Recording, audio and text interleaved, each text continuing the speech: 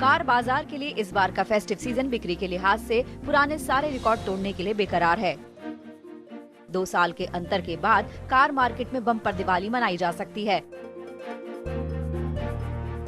अनुमान लगाया जा रहा है कि अक्टूबर में कार और एसयूवीज की बिक्री अब तक अपने उच्चतम स्तर पर पहुंच सकती है। अनुमानों के मुताबिक अक्टूबर में गाड़ियों की थोक बिक्री का आंकड़ा 3,30,000 तक पहुंच सकता है। थोक बिक्री में कंपनियों से शोरूम्स को बेची जाने वाली गाड़ियों की गिनती होती है। अक्टूबर 2019 में कंपनियों ने कार डीलर्स तक अक्टूबर में 2,85,000 गाड़ियां पहुंचाई थी।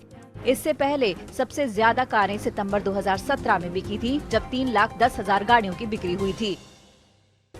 बिक्री में इस बढ़ोतरी की वजह कोरोना में पब्लिक ट्रांसपोर्ट से दूरी बनाते हुए अपने वाहन में सफर करने की लोगों की चाहत है। इसके साथ ही ग्रामीण इलाकों का बिक्री में बड़ा योगदान रहने का अनुमान जताया जा रहा है। इसके साथ ही डीलरशिप्स पर बड़ी बिक्री की आस में स्टॉक भी जमा किया गया है। सरकार का भी दावा है कि ऑटो कंपनियां डिमांड को पूरा करने के लिए उत्पादन बढ़ाने पर पूरा जोर दे रही हैं। I was talking to some of the auto manufacturers maybe 2.5 months ago.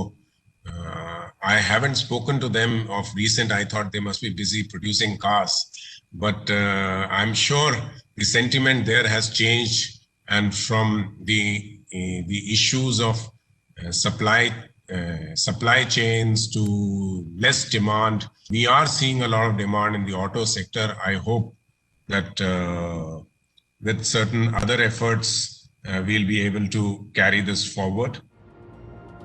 कारों की बिक्री में बढ़ोतरी के पीछे एक वजह रुकी हुई डिमांड को भी माना जा रहा है। लॉकडाउन और दूसरे प्रतिबंधों के चलते लोग कार नहीं खरीद सकते थे। इसके अलावा कार कंपनियों के डिस्काउंट्स भी लोगों को मार्केट में लुभाने का काम कर रहे हैं। साथ ही लोग कोरोना में घूमने नहीं जा पा रहे हैं और वो अपनी बची हुई रकम से कार खरीद रहे हैं। अगर रिटेल बिक्री की बात की जाए तो फिर अक्टूबर में 3 लाख कारों की बिक्री का अनुमान है। ये आंकड़ा सितंबर के 2,30,000 से 30% ज्यादा है। शादियों का मौसम भी कारों की बिक्री को बढ़ाने में मददगार साबित हो सकता है। मेहमानों की सीमित संख्या के चलते खर्च टालने से लोग दूल्हा दुल्हन को तोहफे में कार देना पसंद करेंगे। हालांकि नई कारों का बाजार भले ही इस बार गुलजार नजर आ रहा है, लेकिन पुरानी कारों के मामले में हालात एकदम उल्टे हैं। कोविड के वजह से कस्टमर जो छोटा गाड़ी लेता था और स्लो हो गया है, जो बड़ा गाड़ी है एकदम डेड हो गया है।